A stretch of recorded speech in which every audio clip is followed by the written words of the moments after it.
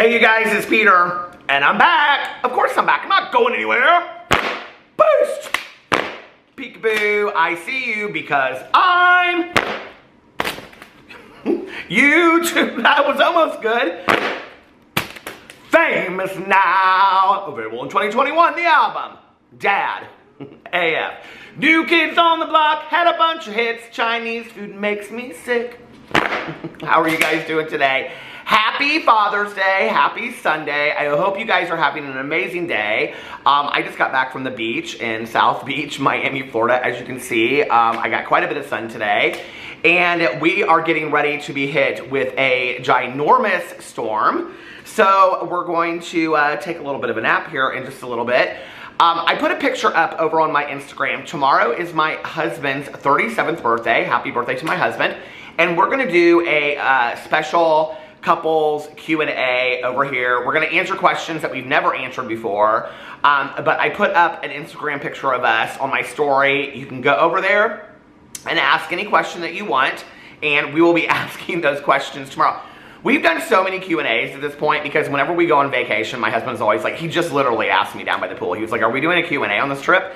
And because we usually always do like a Q&A couples video together. It's kind of a way that we bond when we're on vacation, and it's a way for him to be in my videos and stuff like that, and he loves to do it. So tomorrow we're gonna do a very special birthday edition just for my husband.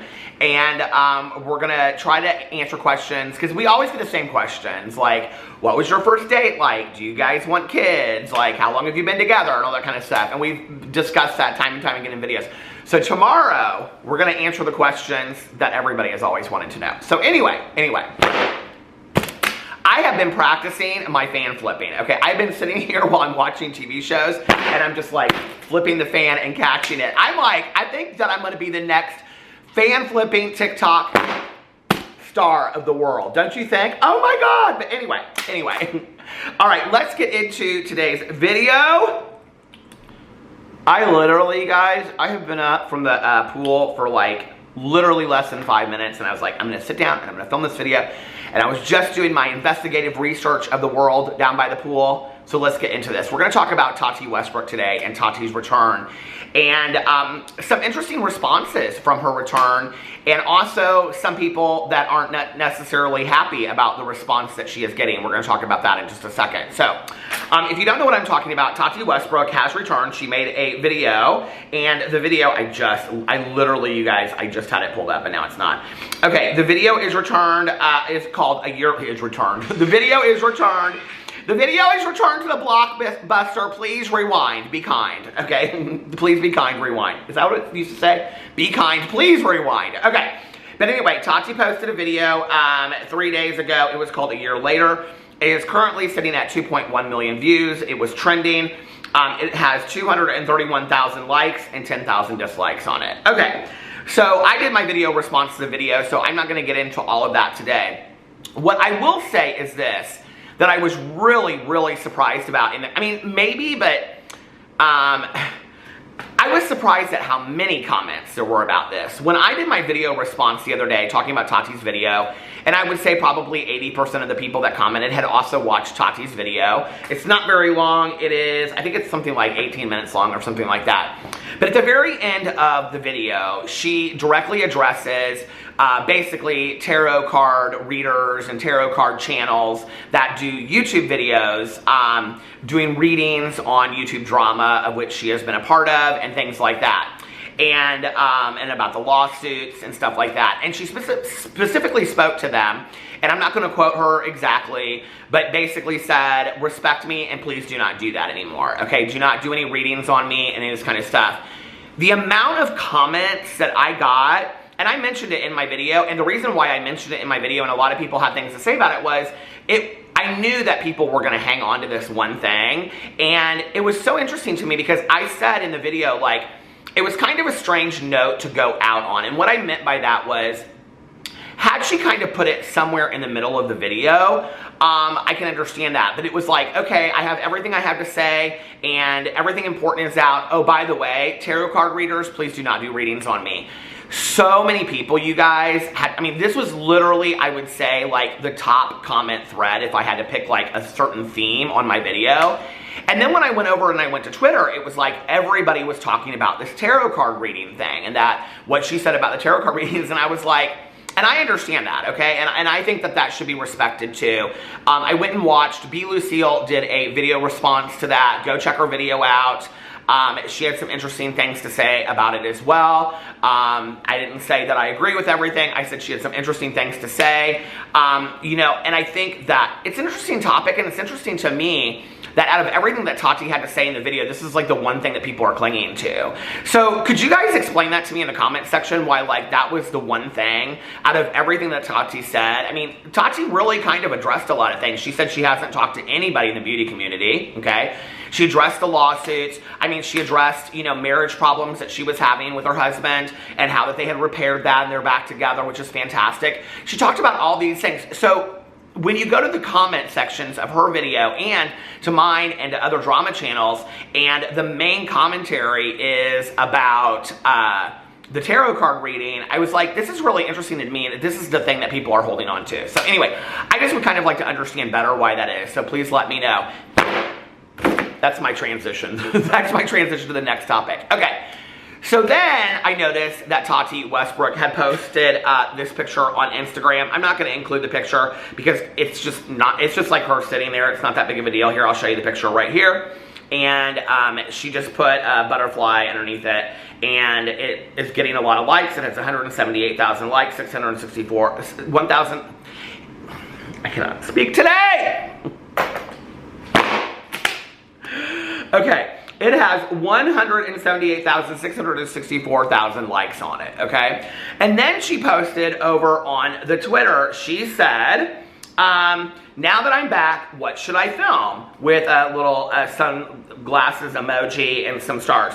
Leave me your video requests. And so I thought the things that underneath here that people said were interesting. And I have to tell you, like, not many people are asking for the drama. They're not really interested in the drama, right? So someone said, the Color Theory Perfect Concealer Hack, and she put like a little emoji, and then someone said, I took it like you had purged a lot of makeup, even in makeup maybe, then why did you purge and what didn't you and why? Other than that, just chill, get ready with me, where you talk about whatever is in your heart, slow return maybe you can call it. That's not a bad idea. And Lauren said, that's a good idea, what made the cut? And I agree with that, that's a good idea, what made the cut, like in the last year, you know? I also think a good, like, video to do would be, you know, like, obviously, I mean, I'm assuming that going through all these hard times that she's going through, you know, that she, like, how has she used makeup to get her through these times? Like, her love of makeup, like, how has that helped her get through difficult times? Because I know, I get a lot of comments from people that say, you know, that when I'm going through really difficult times, to sit there and, like, you know, do makeup looks or follow tutorials or just get excited about makeup really takes my mind off tough times, you know? So kind of to see Tati do a video where she talks about how she utilized her love of makeup to help her get through difficult times, I think that would be kind of cool as well. And also maybe, like, what kind of looks she did every day, because I'm sure she didn't get full glam to go, you know, just like walk around her house all day long. So like, what has her makeup routine been like in the last year since she hasn't been doing videos, you know? Someone said, I miss your reviews. I count on you so I don't waste my money. You're able to give such detail of why or why not something worked that I can tell if I liked it even if you didn't. Someone else said, anything and everything. Use Scott Barnes' new line. Use Mario stuff. Manny MUA's brand, anything. Someone said, it'll be interesting to see if Tati goes to review other influencers' makeup, because in the past she has said that nobody really supported her with her brand. So it'll be interesting to see who, if like influencers, if she continues to support them or not. Okay. You could paint a wall and watch it dry, honey. I'm just so thrilled to have you back. Get on camera and breathe for all I care. I just love to see it. Someone said, literally anything about makeup. We want reviews and lots of them. The good, the bad, what's new, what came out maybe over the past year, anything please. People just keep on going on. There's so much I need to know. Your opinion on your current go-to makeup and makeup look, your new favorites from the drugstore, your top 10 under 10 makeup routine. Someone said, I know some comments say to collab, but the beauty community is toxic. I would Protect your channel by just making it about the makeup and your thoughts. Don't bring anyone else into the mix. I wouldn't bring anybody else into the mix anyway, or as well. At least not for right now. I think, you know, down the road, like I said in my video the other day, if maybe to highlight some not toxic, smaller creators and shine a spotlight on them, I think that would be fantastic, you know? I mean, she could even run like a contest or something on her channel, like pick your top 10 favorite beauty influencers with less than 20,000 subscribers, you know, and then she could pick like 3 people to collab with or something like that. I think that would be a really exciting idea. I'd love just a happy and she'll get ready with me, maybe with Q&A about some lighthearted stuff, like what do you do? That would be cool too, like her favorite like binge-worthy shows that she's been watching. People love that kind of stuff. I think like this is where Jaclyn Hill I think struggles a lot, is that Jaclyn's like she figures, go figure. She figures that, I'm like, listen, y'all, this thing, I could catch it anywhere. She figures that she believes that she has to have like this perfect video go up or whatever. Like Jaclyn Hill could literally sit down and just like, be like, I'm gonna do a Q&A when I'm putting on my lashes to go out to dinner with Jordan, and people would look, and people would watch. I cannot speak today. People would watch it, you know? And I think that this is why, like, a lot of these YouTubers, like, they don't understand it, right? I know that I am no editing genius. I don't edit over here, okay? I literally am sitting on the floor of our Airbnb filming this, but like, I love to make videos so much that I know if I make a video, you know, that some people are out there going to be kind enough to watch it, which I really appreciate, so thank you. And I love to do this, you know, and do it for the people that love to watch you. Just come back and do whatever. I don't think Tati will return to 5 videos a week right away. I just don't. But I think that she'll slowly get back to something like that, you know?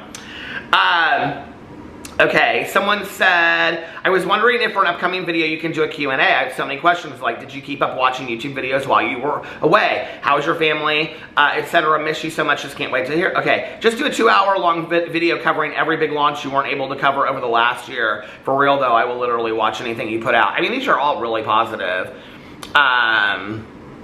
Let's see. So to kind of transition into the next thing, this is interesting because somebody said a collab with a Black influencer or maybe review products from Black or POC owned brands. And this person responded and said, yes, because as a consumer, the only brands I'm aware of that are Black business owned brands are Fenty, Juvia's Place, and Beauty Bakery. I'm sure there's plenty more I could be supporting. And this person responds and says, you got to broaden your horizons to start following more influencers of color. There are so many large and smaller indie brands that are POC owned, like, and it goes in they at Mira Beauty, Neme Beauty, Minted Cosmetics, and I may be mispronouncing these, Propa Beauty, Midas Cosmetics, Drench Cosmetics, and Range Beauty. And so it goes on and on. There's a long conversation about this. The reason why I say that this is interesting that this came up was I went over to the Beauty Guru Reddit, okay? And there was a thread over there on Tati and her return, and it said the support for Tati is very disappointing. Now, when I saw this title, Tati's title. When I saw this title come up, I was like, this is interesting to me because it seems to me that the overwhelming amount of support, or the overwhelming amount of, what am I trying to say? The overwhelming response to Tati's video and return is overwhelmingly positive. So what is this about? I thought this was interesting. Not to mention that it had a lot of upvotes, okay? It had something like 3,000 upvotes or something, 3.4 thousand upvotes. So I was like, okay, this is interesting. I want to see what this is about. So this person wrote, as a Black woman, it's very upsetting to see so much support for her. Yes, she took a year off, but she never truly apologized for her actions. I know a lot of you talk about the privilege men face in the beauty community, but what about white women? Tati associated with a known racist and threw out accusations against James Charles for being a predator and talking to straight men. Yes, James Charles is but he is, and it goes on talking about that. Personally, I didn't miss her content that much because it allowed me to discover other beauty YouTubers. And actually, when I read this comment, I was like, this is a really valid point, you know? That when we're talking about the same 5 to 6 people at a time, the people are always waiting for their videos to come out. I mean, like I always say, there's only so much time in a day that we give to who we watch on videos or other people and whatever. Has this time that Shane Dawson and James Charles and Tati and these people that maybe some of you just watched consistently, even Jaclyn Hill, who doesn't post that often anymore, is the time that they took away, has it allowed you to find some new people? Because if so, then isn't that a positive for the community? I would think so, you know? I don't know. It just feels like a lot of you say you're against bigotry, but as soon as she came back, those values were thrown out the door. And it was very upsetting to see people pointing it out, getting downvoted. Edit. It seems there are a lot of you that are still failing to see the point and jumping through hoops to defend her. I'm sure I'm not the only person of color in this sub who feels alienated because when we speak up, we have to constantly explain ourselves over and over again. Some of you have not read my post clearly. Thank you to those who are understanding. I was nervous to post this, and I really appreciate the support. And that makes me sad that this person felt, nervous about posting this because of the response that it would get, Okay, so I want to go down here and I want to read some of these responses. They go into this whole thing that I don't understand anything about. Someone said, a sentiment I've noticed often in regards to the Tati, Shane, Jeffrey, James situation, and many like it, is that people looking at the situation try to find a good guy. Tati is the least bad of them all, so I can support her. Oh, these are quotes. She didn't do as much as Shane, Jeffrey, James, so she's good. This situation, like many others, does not have, nor does it need to have, a good guy. Why can't we just accept that everyone in that circle made horrible decisions and aren't really very sound of character? Just because Tati is not as bad as these other terrible people doesn't mean she's faultless. An interesting take, don't you think? Someone said, truly, there are no winners here. I was only a casual viewer of Joffrey Stamp and Tati for some product recommendations, but the whole Sistergate situation left such a bad taste in my mouth that I washed my hands of all of them. Someone said, people keep acting like the recent James stuff vindicated Tati, but also she took it all back. So, someone said, and she didn't, okay, I have said this in videos before that she took it all back, and people have corrected me and said Tati did not take it all back. She said she stood by her word.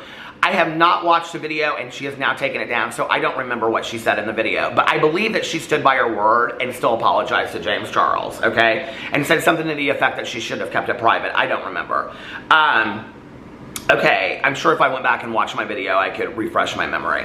The good guys are the ones that outed them and spoke up. And then even some of them are a bit sus because they knew who they were when they decided to associate with them as well. Someone said, I think people are more interested in redemption arcs lately because the media has taken villains like Thanos, Maleficent, Joker, Cruella, etc., and made them sympathetic by giving some context to why they did or what they. I think this, no offense, but I think this is way too deep thought onto why people are giving redemption arcs to people out there, or why people want to give redemption to Shane Dawson or Jeffree Star or these people.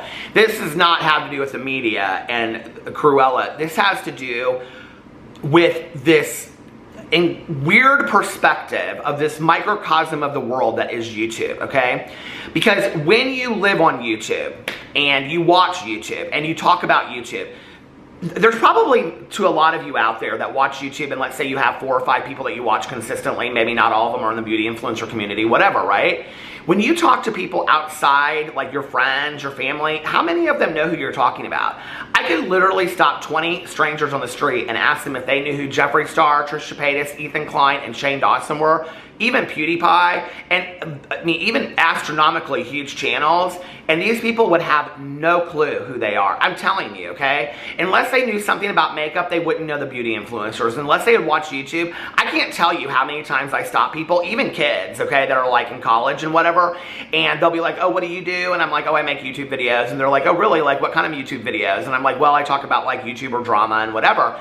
And they're like, oh, like who? And I'm like, Shane Dawson. And they're like most of them really, you guys, I know it sounds strange, but most people that do not watch YouTube have no clue who these people are off of YouTube. They are famous just for being on YouTube, you know what I mean? It's like if you didn't watch figure skating and you didn't watch the Olympics and you didn't know any figure skaters and someone came up to you and said something, like this happens to me all the time with athletes. We'll be somewhere and someone will go, oh, that's so-and-so, and it means nothing to me because I'm not an athletic person and I don't watch any of that stuff, you know? My battery died, and then I had to get up on my foot that is completely asleep, right? And I had to like go in, and I'm like going into the other room like this. But anyway, I digress. I was getting ready to go in and tell the story. My husband and I, we were walking by this restaurant last night on our way home, and there was this big screen TV that was like right inside, and all these people were standing out on the street, and they were like looking in the restaurant watching this game. And my husband says to me, he goes, is there like some big basketball game going on? And I'm like, I don't know. I don't know sports like that. And I don't know these people. But like YouTuber situations, it's like this completely weird microcosm of the world that only exists on YouTube, okay? And then on top of that, like who we watch and who has gotten us to these tough times, because you know, like So many people will say, well, I watched Shane Dawson and he got me through the toughest times in the entire world. Like, it was really hard this time that I was going through, and I watched Sean Dayson. I watched Shane Dawson, and I'll never stop loving him because of that. It's things like that, okay? It's this relationship that as viewers we build with YouTubers, because they welcome us into their world by showing us on Instagram, on Twitter, on videos, everything, you know. I mean, and I do this too in my vlog, the intimate details of their lives, who they're dating, their relationships and stuff. We see more about YouTuber lives typically, and we feel more a part of it and more invested in it. And so the stan culture that is on YouTube is something like I have never seen before in the entire world, right? So it's interesting that people do make excuses, you know, for this. But do I think that it's because everybody loves a redemption arc right now? No, I don't think that that's it at all, because people that are getting redemption arcs are having them taken away just that quickly as well. And I don't necessarily think it's because of the media. I think it's because people that love these people are waiting for any excuse to fall in love with them again, right? It's like, I could not believe the response that David Dobrik received coming back. I really couldn't, you know? I was like blown away. I was like, do you guys like know the accusations against this man? And it was like literally the most glowing responses to David Dobrik, even by like huge influencers that were like so happy that he's back. And I'm just like, this is very interesting to me, you know? And it's like people are quick to forget on YouTube, but as soon as something happens again, they're quick to cancel you, aren't they? So it's interesting, you know? So they go and they say, for what it's worth, I think that Tati is back. Yay, hype will die out real fast.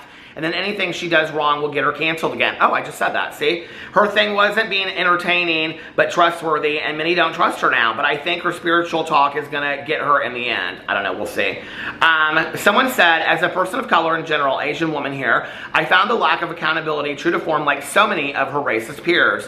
If anything, she is no different from them based on how she reacted to the situation, never mind her actual friendship with a good many of them. Throwing someone under the bus? Check. Avoiding criticism by deleting the video? Check. Checking out for mental health as a shield? Check. Coming back after a hiatus and trying to continue like everything is normal? Check. We should hold anyone accountable by expecting them to do something to prove or place some other actions. And it goes on to, she never donated to LGBT causes after hurting the community by weaponizing the evil gays trope. Interesting. Never made a concentrated effort to speak to them. Never said she read in the literature that shows why what she did hurts and has a real effect on the LGBT people in society, especially given how viewed her video was. It goes on to talk about this spiritual religious stuff. Well, I'll just read it. Because this isn't my comment. Coming from a Catholic, I would say she only did lip service and started speaking on her religious beliefs, almost as if to deflect by saying, look, I can't be that bad, I'm following the Lord. Perhaps there's legal reasons for not having kept the videos up, but that would have shown a very public record of her mistakes. She leaned into homophobic tropes for her capitalist brand. Oh my God, it goes on and on and on. I also don't appreciate that in her Asian beauty videos, she did what many other of her peers did and used them with a lens focused on the Western world instead of remembering who those products are made for and trying them in that way. She othered us and what appeals to us. It's frankly gross and closed-minded. This is a really well-written comment, honestly. I mean, it has a lot of really valuable points to it. The staggering amount of support for her here was a slap in the face to minorities who've been victimized when their peers let racists continue on because their friends are nice to them.